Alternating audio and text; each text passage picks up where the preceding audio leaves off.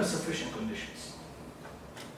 Weaker in the sense that it's more relaxed, that this guy might not be satisfied, but here it's weaker, it can be satisfied. So the controllability requirement from this perspective is less stringent. What do we get? Well, we have the log.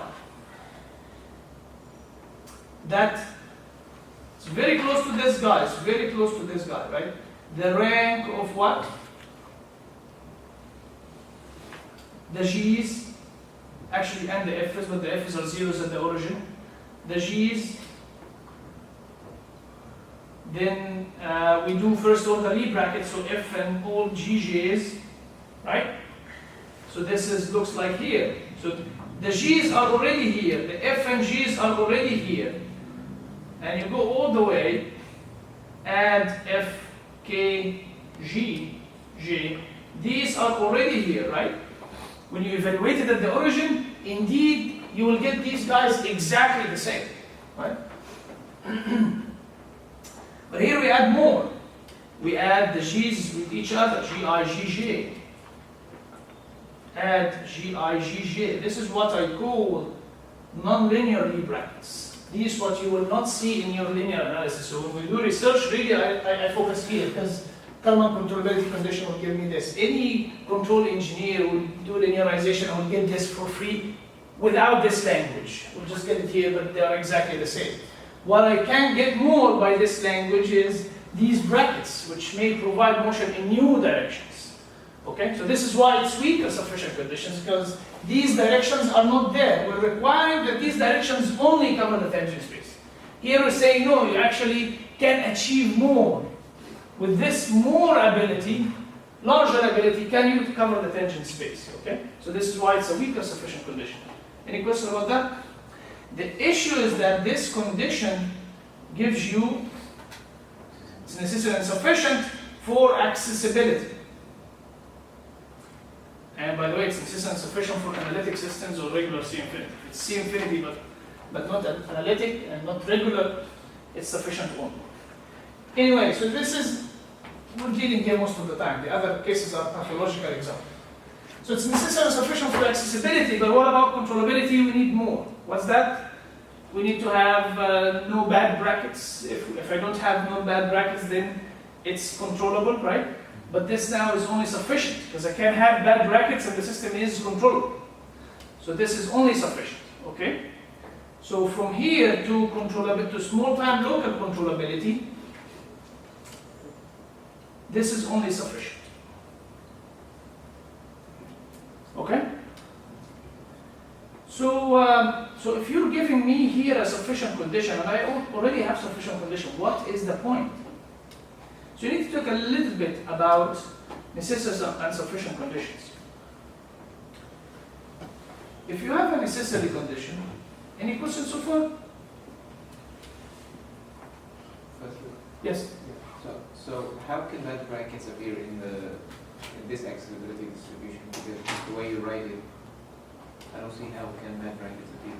No, I mean here I mean all the combinations. It's not this guy, right? Oh, I see. Yeah. So the necessary condition, how do you write a necessary condition for controllability? How it's written in language? If the system is controllable, then this condition is true. Okay? So if the property is satisfied, then this condition is true. This is how we write it, like for optimization. If x star is optimal, so the property is satisfied, then the first derivative is 0. So if the system is controllable, this must be true. And if it's not true, then the system is not controllable. This is a necessary condition. Necessary condition, a good necessary condition should be strong. If it's weak necessary condition, it's useless. Here is a very easy necessary condition for controllability. If the system is controllable, then there exists at least one control input. What's that? I mean, for sure. I mean, nobody will ever use this necessary condition. It's useless, right? So necessary condition should be stronger and stronger. So this is the way we should go. We're trying to strengthen our necessary condition. Okay? On the other hand, the sufficient condition should be the other way around. First of all, how it reads. If the condition is true, then the system is controllable. It's the other way around, okay? But if the condition is not true, well, I don't know, because it's not necessary. It's only sufficient.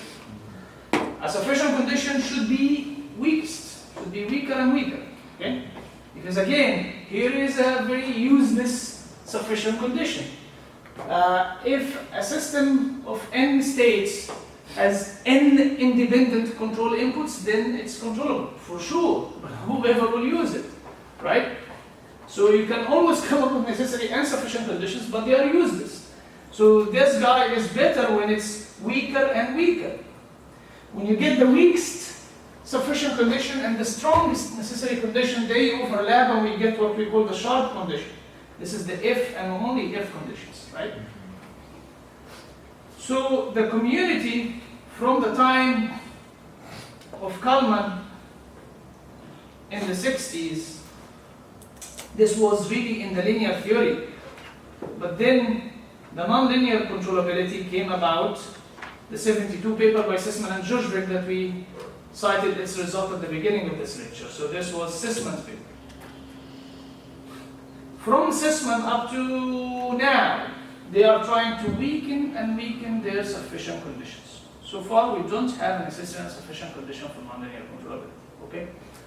But we have weaker and weaker. We can study the linearized version, it's sufficient and it works for 95 or 90% of the cases. But there are many cases where this guy doesn't work. If it's not satisfied, I don't know anything because it's sufficient. Then we have our nonlinear controllability, but sometimes you have bad brackets. Then what we do after that, right?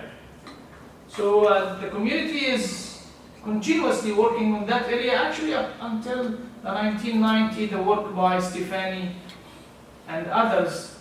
From the 1990, the pace is, here there was continuous work actually here in these 20 years. From 1990 to now, the area doesn't see this much advancement. But still, there are few people are working in that area. The most general, i.e. the weakest sufficient condition so far,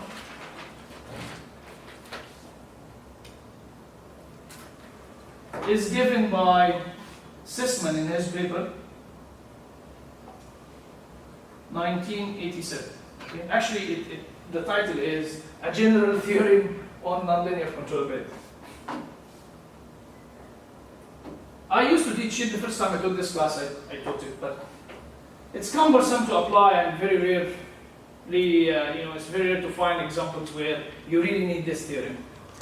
They cited one example in the paper, Bulu included in the book. They had another example in the assignments, but this example actually is not. So we found that it's not applicable to this theorem, so it's not, related. So far we have in the entire literature just one example where this theorem is applicable. Luckily we have another one recently, and we published this paper. It's on actually dynamic soaring. We related the dynamic soaring to the controllability of the gliding trajectory, and to make this, and it's necessary and sufficient actually condition that we proved. To do this, you need Sisman's theorem. So we have two examples in the history where this theorem is applicable. So because it might not be that useful from application point of view, I don't teach it. If you're interested, I can send you my notes on the thing. Okay? But it's very strong as a theorem because it's the most general one so far. I will just give you a glimpse about it. It's not how to apply it, but what is it about? So basically it says when you have bad brackets, even when you have bad brackets, can be neutralized. You can still prove not small-time local controllability with bad brackets. Okay? So he provided sufficient conditions for how to neutralize bad brackets. This is the example that they gave: x dot equals u1, y dot equals u2, and z dot equals 2x squared minus y squared. when you look at the system structure, x is free, y is free, and z, if I have only 2x squared or only negative y squared, of course it's not, it will be accessible only, right? But these two, it means that, okay, I can manipulate x with u1, manipulate y with u2, and I can play with z. It should be, I mean, from the system structure. So this is f 0, 0, 2x squared minus y squared, plus here is my g1. 1, 1. All right. Yeah, and 0, 1, 0, this is u2. I have two control inputs, it's really luxurious. And let's look at the Lie algebra. So what are the Lie infinity? We have g1 of 0 covering the x direction, g2 of 0 covering the y direction, and this Lie bracket. The first order Lie bracket vanish at the origin, obviously, because this is square, and the second order will give you something. So this is what we get, g1 f g1. I guess this is like negative 4 or something. And g2 f g2, this is actually 2. This is one of the worst bad brackets that you can see, by the way. I mean, we can have higher order bad brackets, but you can deal with them, and system theory can tell you how. But when you encounter a bad bracket very early, because actually the earlier the bracket, the stronger it is. What's the strongest action that you ever get? Is your direct G, right? This is direct. You apply U, you immediately get a velocity.